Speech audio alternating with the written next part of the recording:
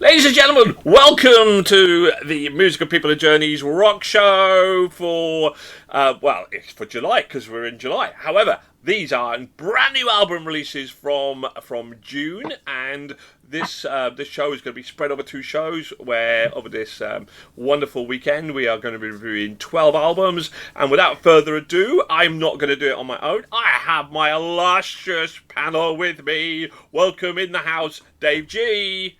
Hello. And Chris D. I've got to say, mate, this is probably the most handsome panel that we've ever had.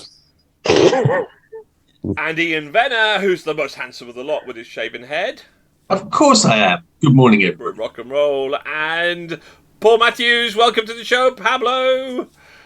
Bonada, Paul. Bonada. So, what sort of show do we have here? What a lineup do we have? Will it be as amazing as last month's show? Will we had 2 entries into our Hall of Fame, or will it be we're gonna go back down to the dregs of the rock album? So, well, we're reviewing 6 albums, and we're going to do it in the start of a concert with the opening act and right through to our headline act. So without further ado, let's look at today's lineup. Well, we're going to open up with a band called Lazarus' Dream and their album called Lifeline, followed by Vypera and Eat Your Heart Out.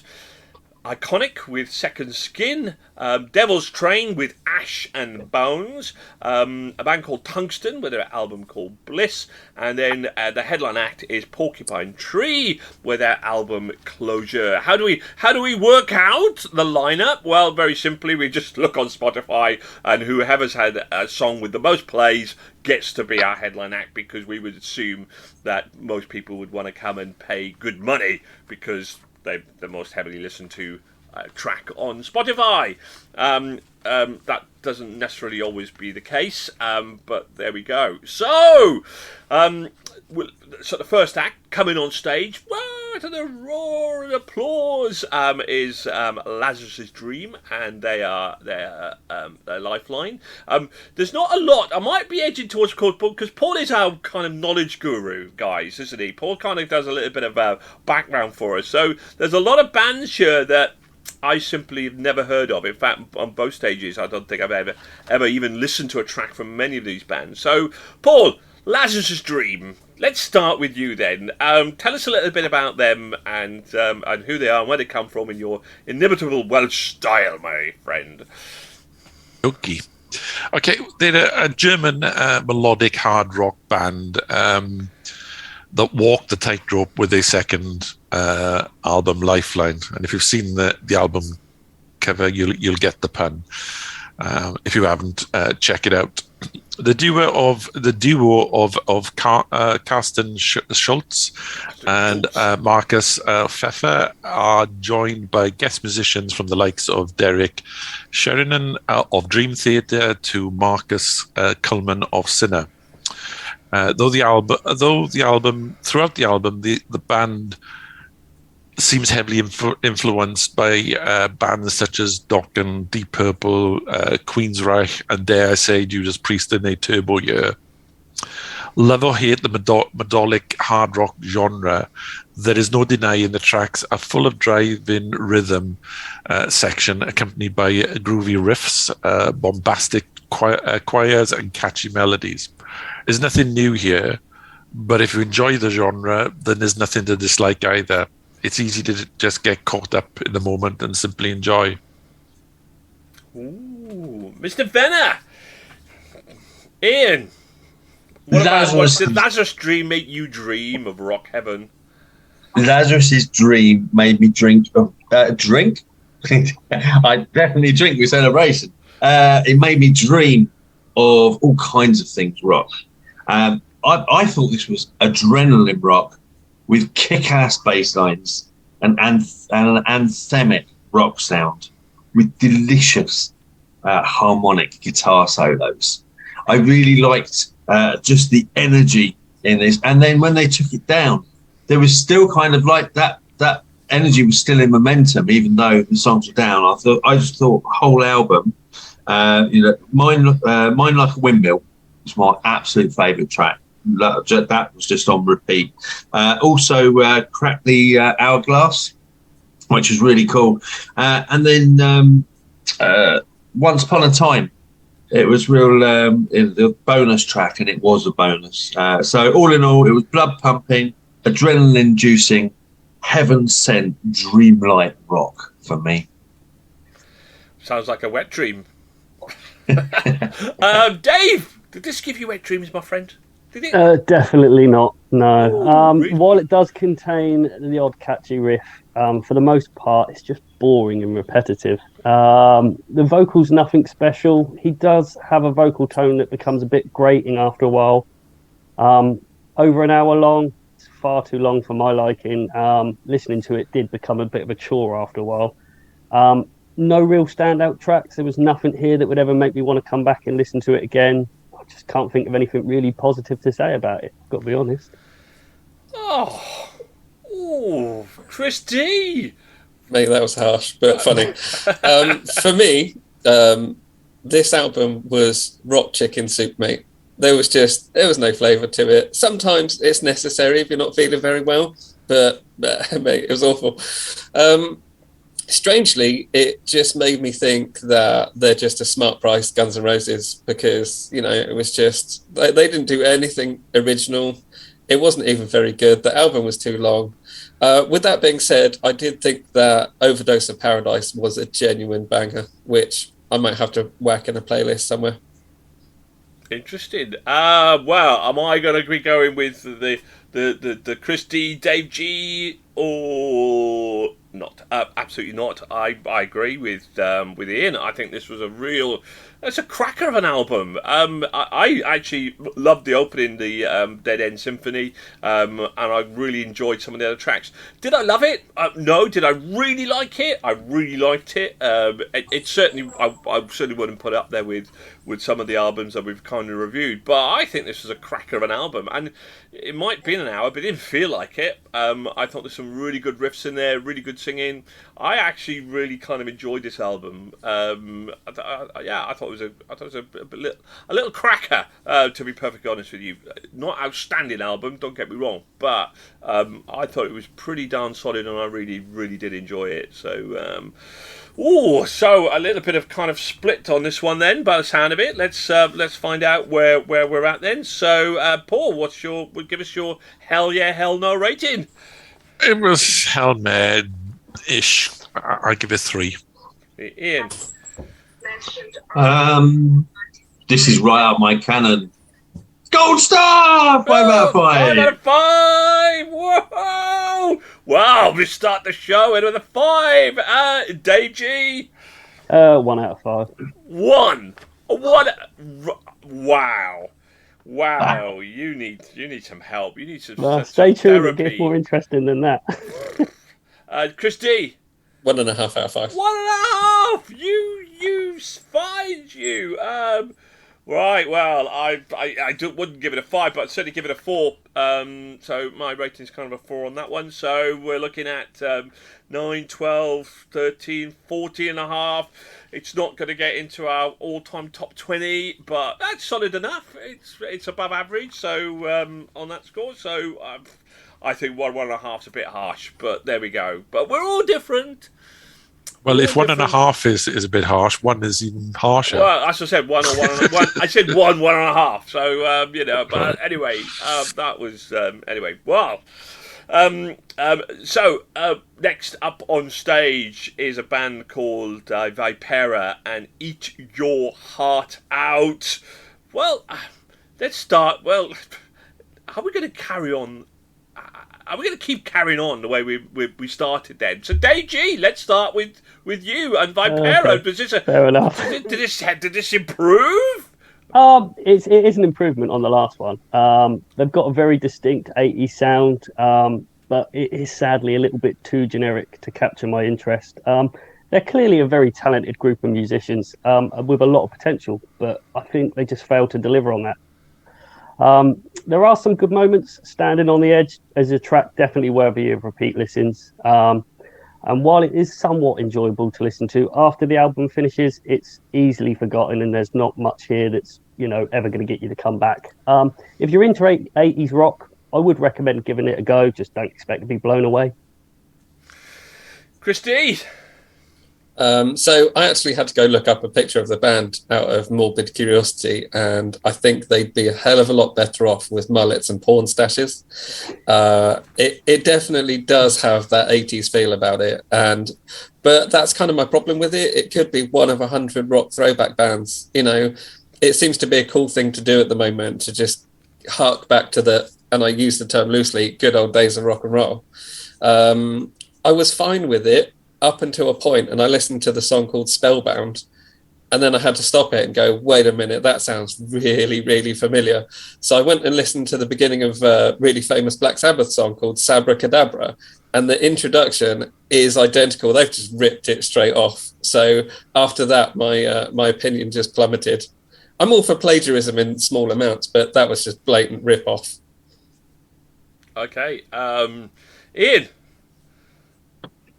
So there was a good analogy for smart price Guns N' Roses before. These were the smart price Motley Crue. I genuinely believed I was listening to an 80s LA band, not a modern day Swedish band. Spoilers, this was the lowest score that I gave all week, all month rather. And just to give you context, I whacked the playlist on and listened to it in the car, everywhere, all the time. And this album, I started, the opening of Slow Me Down promises so much, the opening track. It's a really cool build-up. And 20 seconds in, not even that, you're just let down. And that maintains throughout the rest of the album. It was just a really bad Motley Crue cover version. I think cover band is what I felt. So, didn't tick my box at all, this one. Paul? I'm just going to reinforce what everybody has said. Obviously, from the last couple of months, Scandinavia is currently a hotbed for hard rock and heavy metal bands. Hailing from Sweden comes Vypera with a debut album, Eat Your Heart Out. It too is a hard rock offering that borders on being heavy metal at times. As a first album from a band, it's not bad. The music is fine. There's plenty to take in from the guitarist, and the singer has power to his voice. It's the material that lets it down. It feels as if the band has played safe and created an album based on the formula used by the likes of Bon Jovi and Europe. It would be interesting to see what type of following they create and if they're bolder with their music in the future. As of now, they just don't stand out in the crowded hard rock and heavy metal genre. Okay. It looks like will Vypera get a fan here? Sort of. I thought very similar. I thought they were like an alternative Def Leppard from that perspective. I never really got into Black Sabbath. I didn't like them. And Spellbound was one of my favourite tracks. So maybe I should listen to more Black Sabbath because obviously they've got tracks. I for some reason, Black Sabbath's voice kind of turned me off from a very young age. I never really liked him, and but maybe I kind of should do. And in fact, it's very interesting because I don't know if everybody watched the Stranger Things series, but I never really got into Metallica. I thought they were too heavy, but based on what I saw from Stranger Things, I thought, oh, actually, maybe I should be listening a bit more Metallica from the kind of 80s side of things as well. It was, I think there's a lot of albums here, for me anyway, which is just like, it was okay. It was fairly enjoyable. It was listening to it. It wasn't bad. It wasn't brilliant. It was just okay. I quite enjoyed it. I actually came back and listened to this album, 3 or 4 times. So it was all right. As I say, it didn't set the world on fire, but it wasn't bad. And yes, there might be some plagiarism in it, but that happens all the time. But it's only plagiarism if you can match it up against something you've heard before, which I kind of hadn't, other than obviously the obvious 80s kind of side of things as well. So I thought it was all right. I thought it was okay. Didn't set the world on fire, but I thought it was fairly solid effort. It was all right. Yes, it was 80s dad rock, but hey, I like 80s dad rock, so what can I say? So let's find out our ratings then. So Dave? 2 out of 5. 2 out of 5. Okay. Chris? 1 out of 5. Chris, you are right. You are in that zone, Chris, aren't you? The One Brigade. Ian? I agree with Dave there, and 2 out of 5. Paul? Yeah, I'll go with the flow. I won't go with the chopper. I'll give it a 2. 2. It got a 3.5 for me. I've got 3. It was all right. I didn't think it was that bad, but there we go. Who am I? What's it matter? Hey, listen, just listen to me. Okay, so 6, 7, 10.5. At least it got the double figures. And it doesn't end in the bottom rock pile of our rubbish albums. Next up we have Iconic and their album Second Skin. Will it be a second skin for Chris? Because can we launch Chris off that one track that he's on? Chris. To be fair, I thought the band was hilariously misnamed because there's nothing iconic about them. I'm pretty sure that the 80s phoned them up after they released the album and asked for their sound back. It was just plain 80s, nothing exciting. I found the album so boring. I listened to it once and thought maybe I was being a bit harsh, so I tried to listen to it again and just skipped through the rest of it. It was awful. Oh, Chris, doesn't sound you're enjoying this festival very much. No, I think, in fairness, if I was at said festival, I'd probably be so drunk I'd be passed out somewhere by now. Throw in the bag of piss around. There we go. Probably. No, I'd be too drunk to even throw a bottle of piss at this band. Paul, did Iconic? Who are Iconic, Paul? I'm worried about Chris because there's so much more to come. I know, right? Iconic are the second supergroup band album in the rock genre that we've reviewed in a matter of months. This time it's a collaboration of Michael Sweet of Striper, Joel Hoekstra of Whitesnake, Marco Mendoza of Whitesnake and Journey, Nathan James of Inglorious, and at the fine age of 71, Tommy Aldridge of Ozzy and Whitesnake on drums. You'll see there's a connection here, but not to fear, this is not a German take on Whitesnake, far from it. From the opening track, the music is not quite what I was expecting. Instead of the sleazy, bluesy rock take that Whitesnake promote, this starts off as a hard-hitting album, mainly as the songs were written by the two guitarists. Well, let's have a reality check here.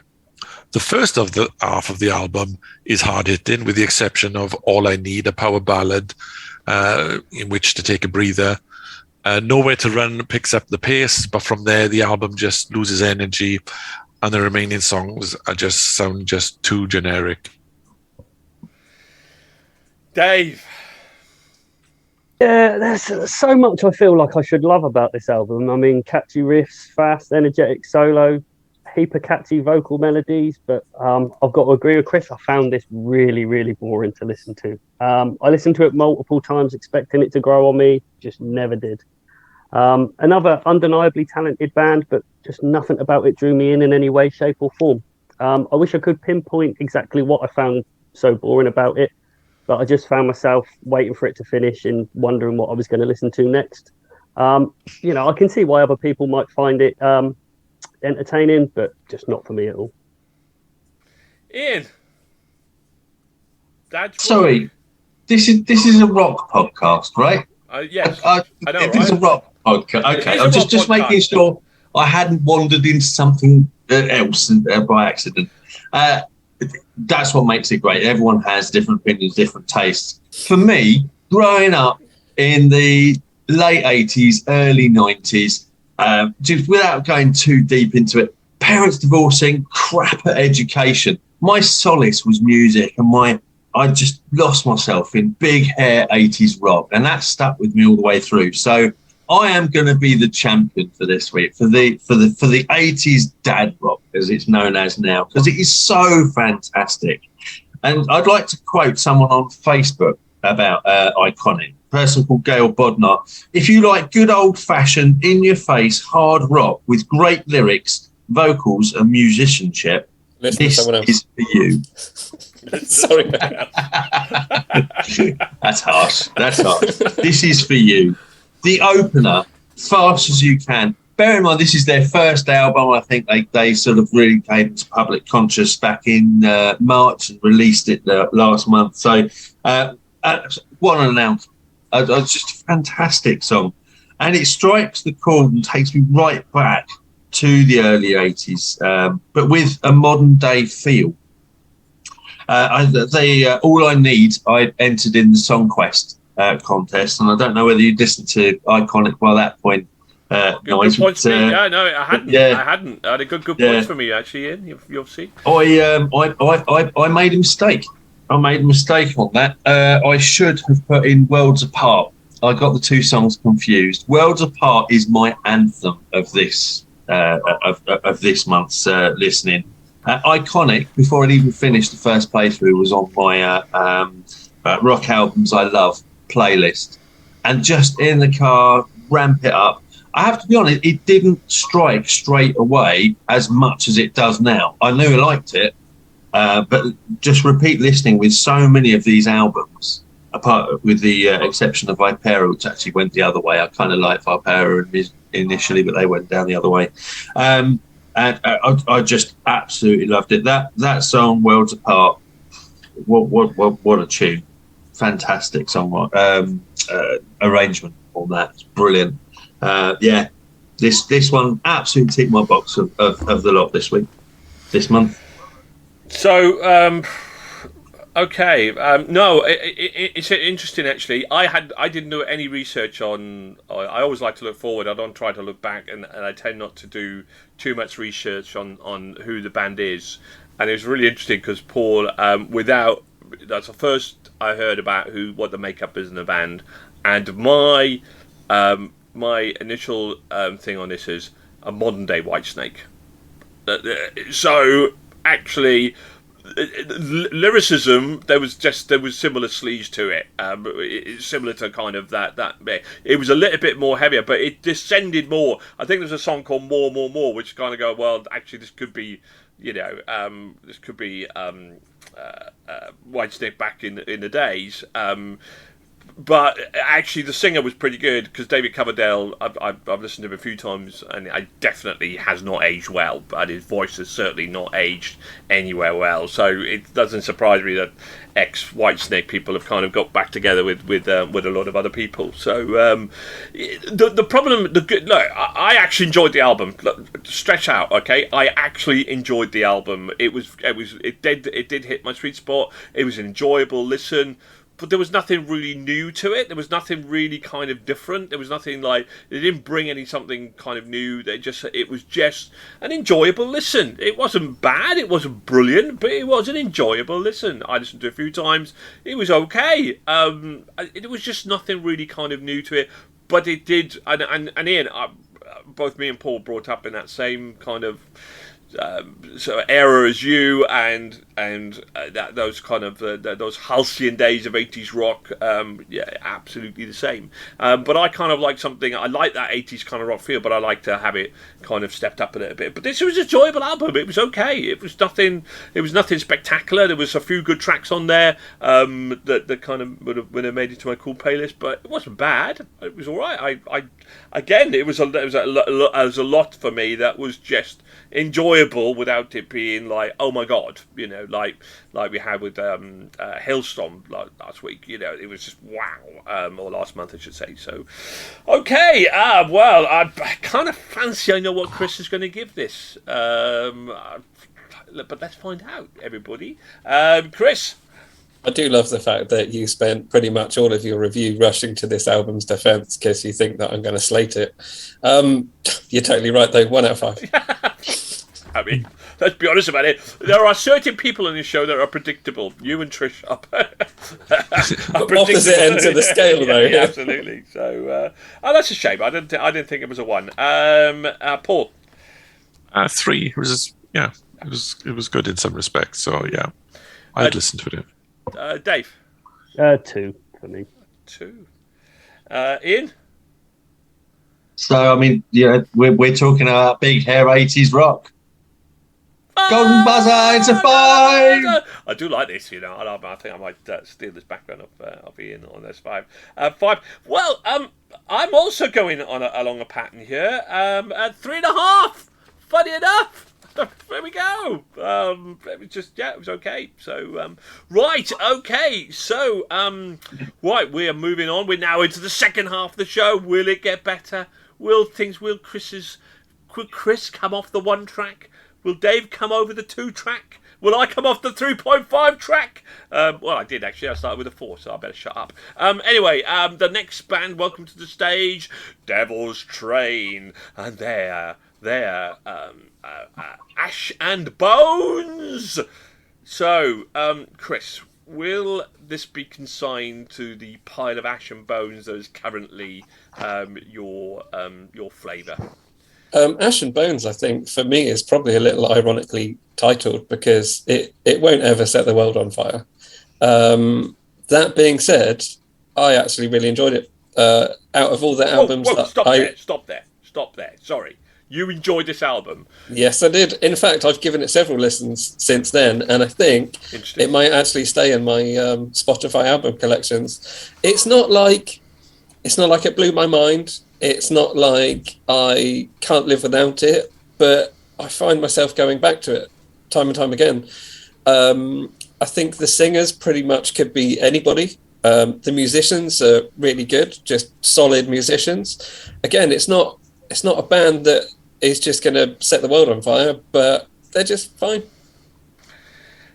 I would like to have a chat with your earworm because I think it's fucking with you, your earworm, really, to be honest with you. But I'll explain why I think it's fucking with you a little bit later on. So, Dave, talk to me. Did this kind of tip the balance for you? Yeah, it's an entertaining hard rock album with a healthy dose of blues rock. I really enjoyed the vocals. I found they perfectly matched the intensity of the music.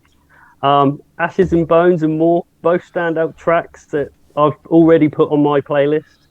It's not without its faults, though. I do appreciate that this style of rock does come with a certain amount of tongue-in-cheek lyrics, but sometimes they completely miss the mark. They're more cringe than anything in places. But overall, though, definitely hits the mark for me, and I definitely will come back to this for some time. Dave, I've got to say, that was a totally justified response. However, the look on Nigel's face is just... I know, I was trying to keep a straight face through most of it. I'll come back. I'll circle back. I'm going to circle back. Look, if anyone is nice about this band again, I think Nigel's just going to continue to look constipated. So please, just crack on. Just not about being nice. It's just I'll circle back. I'll circle back to you, fucking idiots. No, not really. I'm joking. Ian. So, Devil's Train. I noticed on the album there was Devil's Train / Mystic Prophecy, and that really confused me as to what that was about. But is this the lead singer? Is the lead singer? It's R.D. Liapakis, I believe. I don't know whether that's how you pronounce it, but he is... A turtle from somewhere.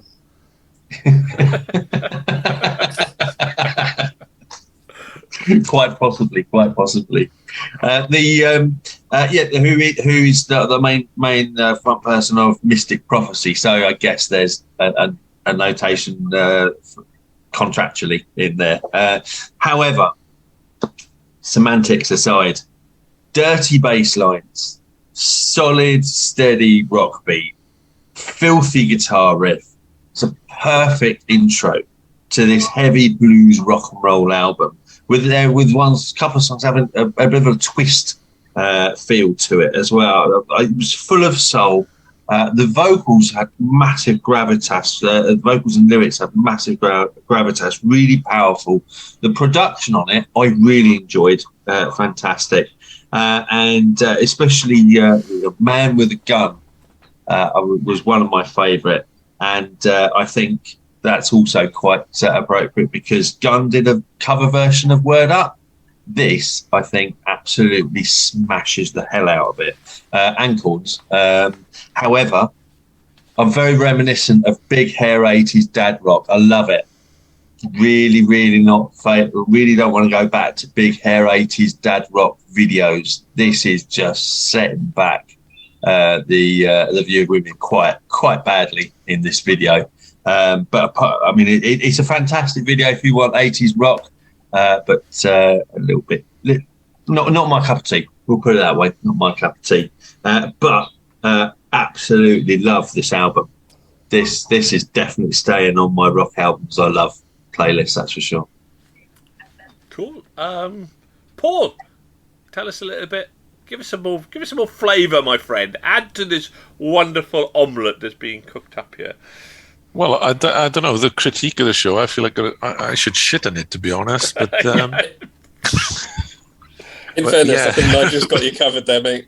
You do. No, I'm not actually. Oh, I think Nigel's just in a state of shock because I mean, this album is a class up from everything else we've listened to so far. But a big jump in comments from yourself, Chris, and Dave is just like, yeah, even I'm gonna like smack myself across the chops to thing. But anyway, let's carry on, because I'll tell you why. Because they're a German outfit, and they promote themselves as European answer to Black Label Society, the Dead Daisies, and Blackstone Cherry, and yet again class themselves as a supergroup, being a collaboration, as Ian has pointed out, of R.D.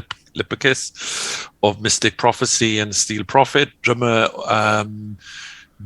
Jory Michael of Saxon and Stratovarius, Jens Becker of Gravedigger, and guitarist Dan Bain of Lost Sanctuary. They've combined to create an album that bubbles over with visceral energy, southern sleaze, and sex appeal, or so they say. Asher Bones is a fine bluesy rock album. Girl of South Dakota being the hard-hitting song, while other songs such as Rising on Fire, You Promised Me Love, and Rock and Roll Voodoo Child are so Whitesnake and Motley Crue imitations that the appeal can start to wear a bit thin. If you haven't heard of Whitesnake, maybe this is the album for you. I've enjoyed it up to a point, but felt it was too forced at times, and that they were trying too hard to be like Whitesnake, to be honest. And to be honest, there only needs to be one Whitesnake in the world. There are some great tracks on the album, though. The cover of Cameo's Word Up is not bad, but odd, and a very strange decision to include in the album. I know sometimes music publishers demand these covers from bands, so if it's okay, if we're going to do a cover, this is it, then fair enough. But overall, I did enjoy the album. Okay. So first of all, I didn't hate this album. I enjoyed it. My credulous look here is I agree with Paul. My thing is more modern Whitesnake. I just can't get to my head, guys, that you've hated everything up till now, but you love this band, or you don't love it, but you much prefer it. And I'm here going, but what have you been listening to previously? Because there isn't a huge amount of difference here between Iconic and Vypera, and even to Lazarus Dream to Devil's Train. There isn't really much difference at all in the theme and the tone. Yeah, you could say it was a bit more bluesy, maybe, but let's put this another way then, Nige. Right? If I sat you down and said, "Hey, Nige, can you tell me why you find a specific woman attractive, or why your type or taste in women is as it is?" You can't. I don't think you can really answer it. You can just say, "Do you know what? I kind of think she's hot." Or for this album, I just kind of enjoyed it. I couldn't really. I mean, like I said, my thing is that it's not going to set the world on fire, and I couldn't even pigeonhole him to sound like somebody else. But I enjoyed it still. Yeah. And having said that, now the other albums are very. They've been done to a formula, and this one isn't, and it also has that southern rock going through it that makes it a little bit more different than the but not others. not massively, not to a point of anyway, listen, Sometimes that's all it takes. Listen, I've lambasted Ian here for some of his ratings, but I respect it, and I respect everybody's rating. I just can't. It's not about criticism. It's just I can't work out in my head. I said anyway. I just.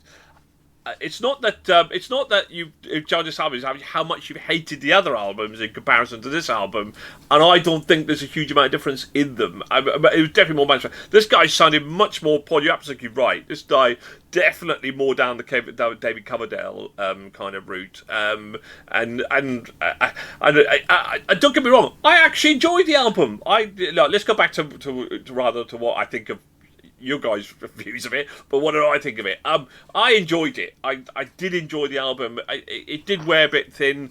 It started off a higher rating than I ended up with, but it was okay. It was an enjoyable listen to it. It didn't set my world on fire. It's not an album that I downloaded and I want to listen to again. I mean, again, going back to some of the bands that we've heard recently, things like Goodbye June and stuff, which have really, I think, nailed that kind of southern kind of rock brilliantly. This was just okay for me, and it did wear a little bit thin, but I did enjoy it. It was a solid album. I mean, I liked the Whitesnake kind of feel to it, and it was okay. I enjoyed the album. So let's get to our ratings then, Chris.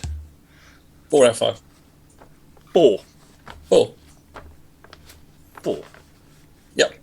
1 more than 3, 1 less than 5. There's a massive gulp in there. I just go, yeah. Anyway, right, there we go. Dave. 3.5 out of 5. Okay, Ian. If Carlsberg did rock podcasts for a month, this would be it.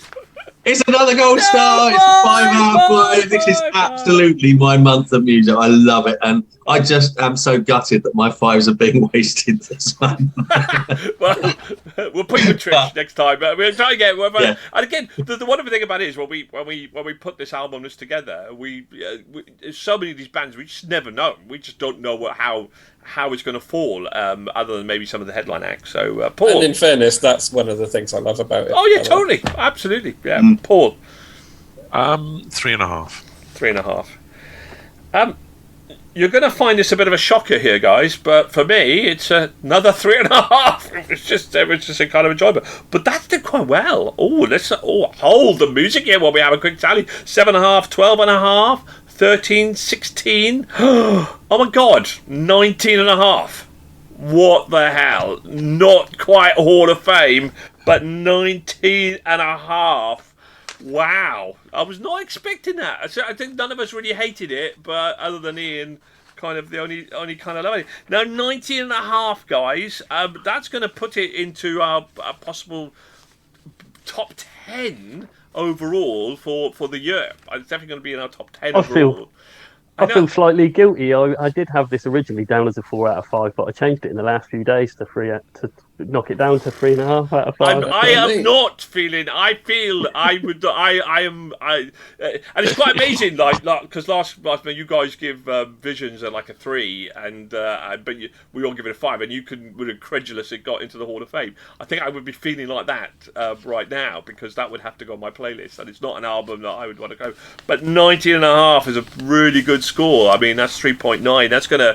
That's gonna give a. I mean, it's probably going to get in our top 10 all time as well. So it's going to be on the likes of LA Guns and Battle Beast and Reef. It's kind of up there. So wow, well done, Devil's Train, Ash and Bones. Controversial, but solid. So people like a bit of modern day Whitesnake, but they don't like less modern day Whitesnake. Let's put it that way. So right, now we're getting to our top 2 acts. So let's kick off with our penultimate band, Tungsten, and their album Bliss. Paul, set the scene. Who the heck are Tungsten, and did this album send you into bliss? Put your tongue back in, Chris. Well, when drummer Anders Johannesson left Hammerfall, and there's a clue for you, in 2014, he spent some time with the Manor Band before asking his sons Nick and Carl if they were interested in starting a new band with him. Mike Anderson was recruited as the vocalist, and hence Tungsen was born. The debut album, We Will Rise, arrived in 2019 to much acclaim, and they quickly followed it up with a second album, Tundra, the following year. Bliss, their third album, is the band's darkest record from this no frills symphonic metal band. The opening track in the center blasts off on full on power metal and on the verge of screamo vocals. But this is in no way sets the pace or theme of the following songs. Oh no. Dreamers follows, and it is a what the fudge moment. Keyboards that sound like a flute bleeping away in the background, and in a sort of medieval chant with softly sung lyrics.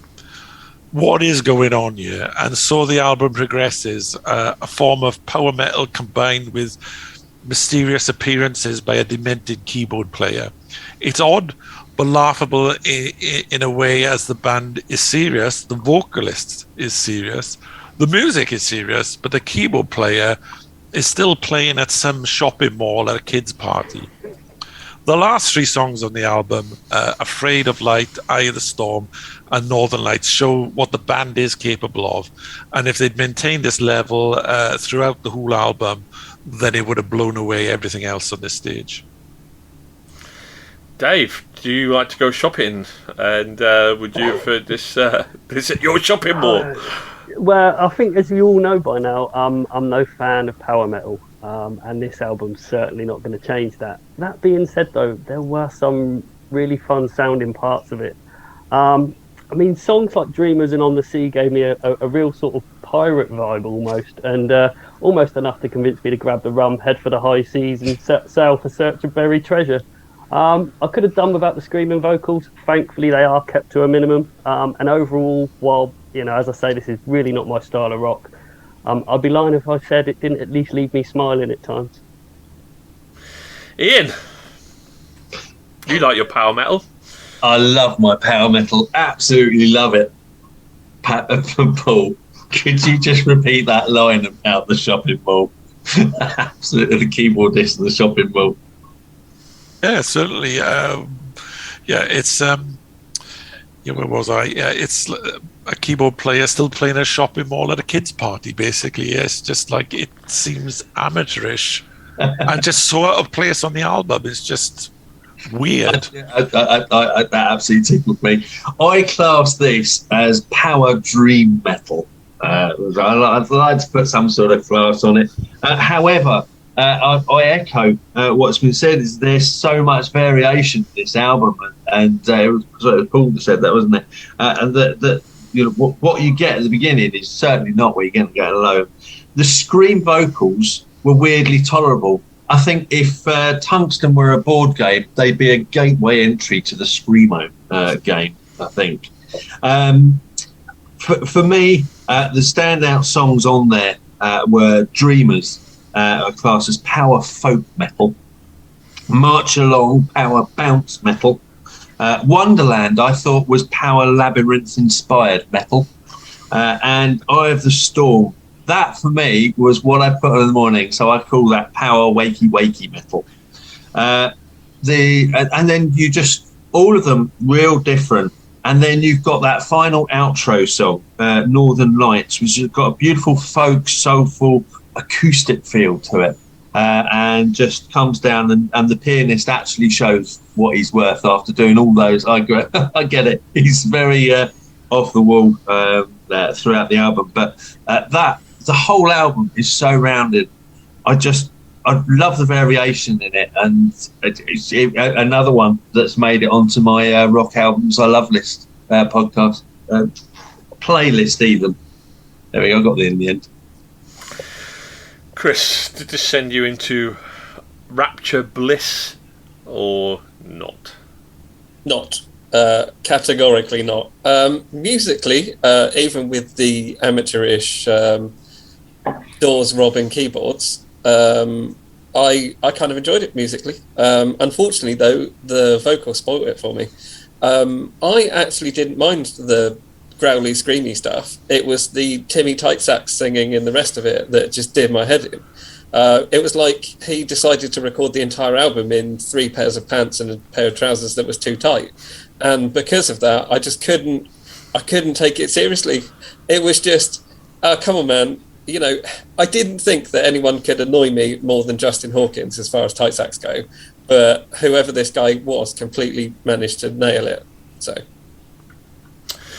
Yeah, I think power metal seems to be the kind of the rage at the minute. We've listened to a lot of power metal bands, and some of them have been amazing. We're all going to Sabaton next year to watch Sabaton, and Vision of Atlantis with their Pirate One made our Hall of Fame and is our second highest rated album of all time.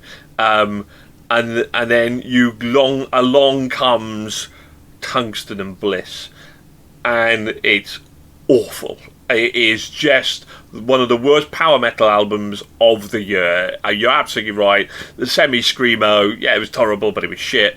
The keyboard was just bloody awful. The lyrics were just bland. It was one of the most blandest power metal bands of the year. And I love a little bit of power metal, but it's got a, you know, we didn't reveal Ailstorm, which was the, the kind of parody kind of pirate ones. We kind of skipped on that one, which this fit in this genre. It was just awful. It was just one of the blandest power metal bands ever.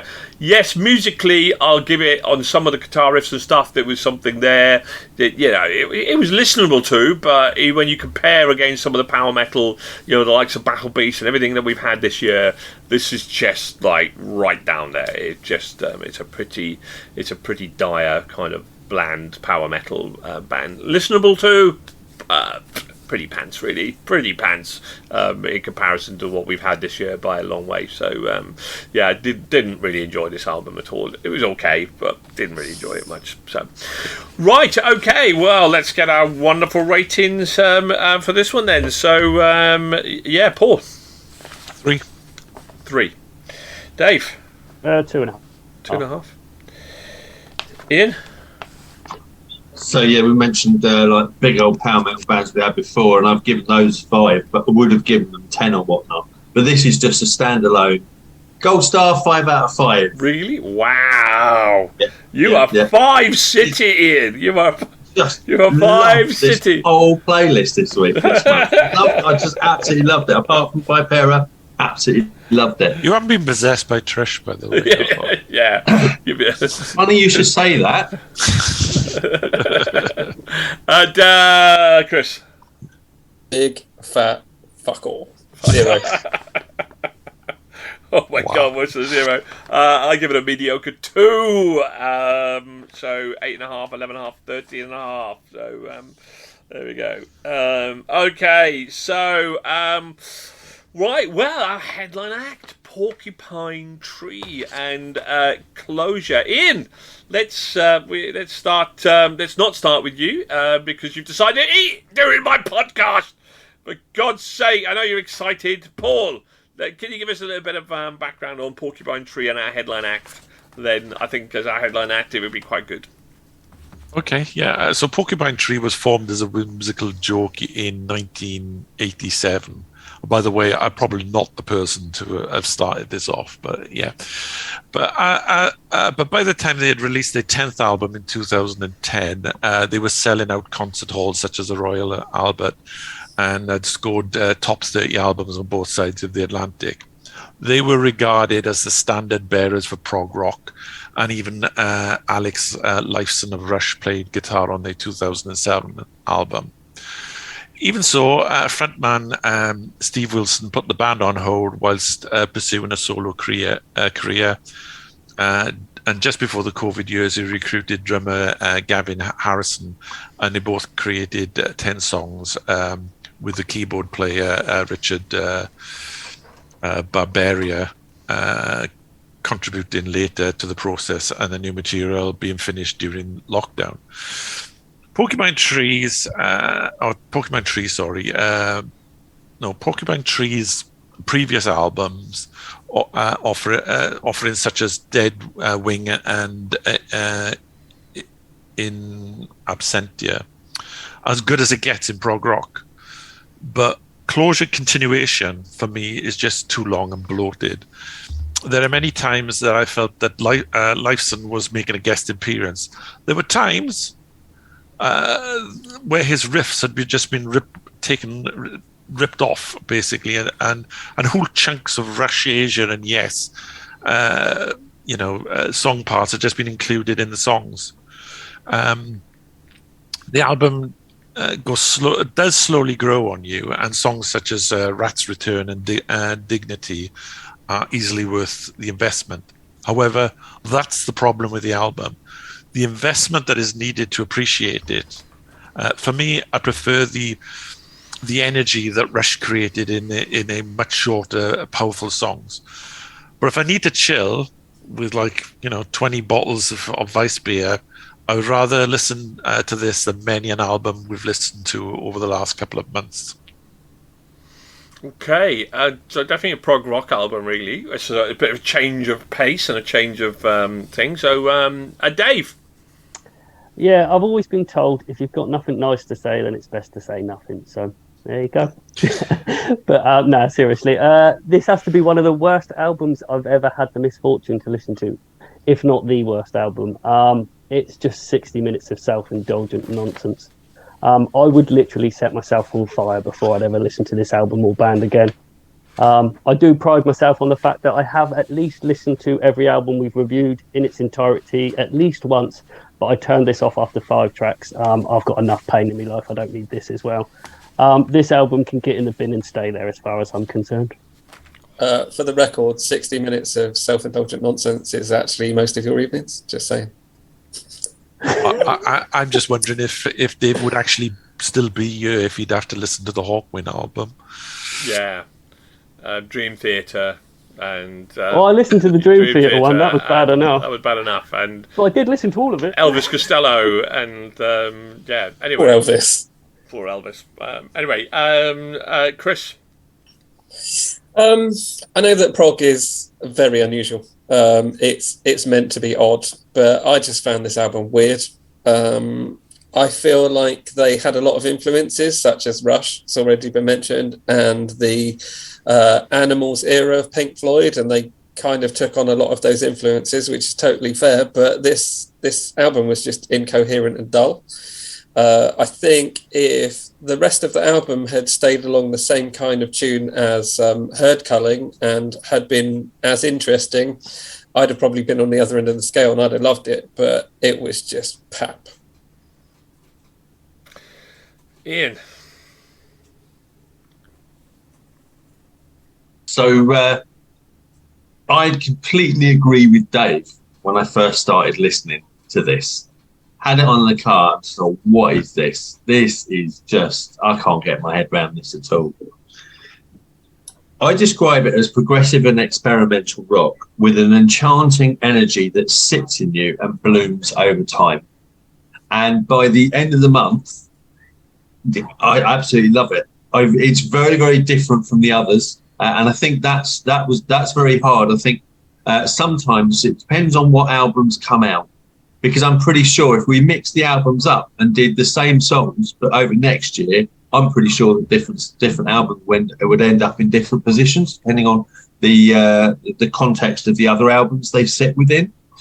So it was really hard to be objective about this when the rest of the playlist was so much 80s dad rock, big hair 80s dad rock.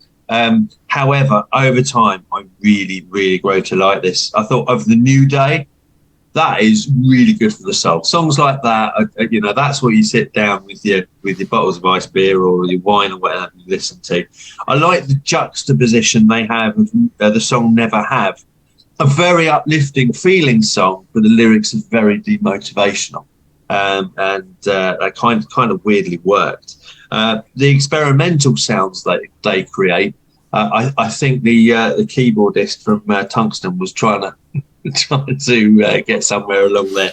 But I really liked it. The production on it was great. I thought all in all it was a stunning piece of work that does take some commitment to listen to. And just listening once, I would be exactly on the same page as Dave if I just stuck to that first listen. And apparently they're doing one gig in the UK this year at Wembley in December, and it's sold out. So even if you wanted to go, you can't. So, but yeah, stunning piece of work. Well, Dave would be up there with a pitchfork and torch, I think, by the sound of it. But there we go. Sorry, Nigel, can I just add on? The album's called Closure Continuation because they don't know. They've written it from the point of view either it's going to be a closure of bands got back together, either this is going to be their final hurrah, or it's the beginning of their next stage. I'd like it to be the latter, but I wouldn't be disappointed if it was the first. Sorry. That's fine. It's very interesting. I think there are certain albums that will not be your cup of tea, but that you can listen and appreciate. And I think for me, this was one of those albums where it wasn't quite my cup of tea, but there was something there. I agree with Ian. I think there was something cool about it. There was experimental. I'm not a fan of prog rock. I'm not a massive fan of prog rock. But there was enough in this album musically to go, this is quite cool at places. Really quite cool, actually. So I did listen to it about 3 or 4 times, and I came to the conclusion, look, this is not my cup of tea, but I can really actually appreciate technically how good this album actually is. And I think if you like that sort of stuff, this prog rock, and we were massively into Rush and so forth as well, and maybe that's what resonated with me a little bit from that side of things. It's not an album for me that I would certainly go back to, but I can appreciate that it was a solid effort, and it was pretty, and in places it was actually quite really cool. I think I could understand why people like this band from that side. I think that if I matched up in the 70s with Pink Floyd, for example, which I hated, the progressive prog rock heavy metal was really not my cup of tea. I think I might pick this band, to be perfectly honest with you. I thought it was solid, without really, as I say, something that I'd want to go back to, but I could kind of really appreciate that was a really good effort. So, but as I say, not quite my cup of tea, but I did enjoy it in places. It was quite listenable too. So, and for me, certainly not the worst album that we've listened to. By God, by a long way. I mean, but it's all our cup of tea, and we have to drink from the overflowing cup of rock, and we're going to get prog rock in there. We're going to get pop rock. We're going to get all sorts of. Also, that's the beauty about this this show, this journey, people, that we are on. Let's find out. Paul, give us your hell yeah, hell no rating. Hell meh, 2.5. 2.5. Some of the songs I enjoyed, but some of them. Dave, I've already written it, but for the sake this of is as zero as anything can possibly get. Absolute 0. Chris. 2 out of 5. I kind of saw what they were trying to do, so I couldn't give them a 1, but it just didn't really do it. And in fact, I did go listen to Animals by Pink Floyd pretty much straight afterwards. Okay, Ian. I really want to give this a 5 out of 5, but I can't. I really want to, but I just can't. So it's a 4.5 out of 5. Wow, mate, you have absolutely loved this festival. No, you have really loved this festival, Ian. I give it a 3. I think it was slightly better than average, but for me, so there we go. So we are looking at 6.5, 7, 9, 12 people. 12. Okay, so by a long way, our album of the month on this stage was Devil's Chain and Ash and Bones with 19.5, followed by Iconic and Second Skin and Lazarus Dream, both got 14.5. Somehow Tungsen got 13.5, don't know how. Porcupine Tree 12 and Vypera 10.5. Right, well, a definitely interesting kind of stage, really. But there we go. So, anybody been to any concerts? Then let's round our show off with that. I believe Dave, you went to a concert. Yeah, I went to see Guns N' Roses. As I say, unfortunately, there was a few bad points that were sort of beyond their control, but other than that, it was thoroughly enjoyable. Cool. Anybody else? No, we're all good. Excitingly, go on in.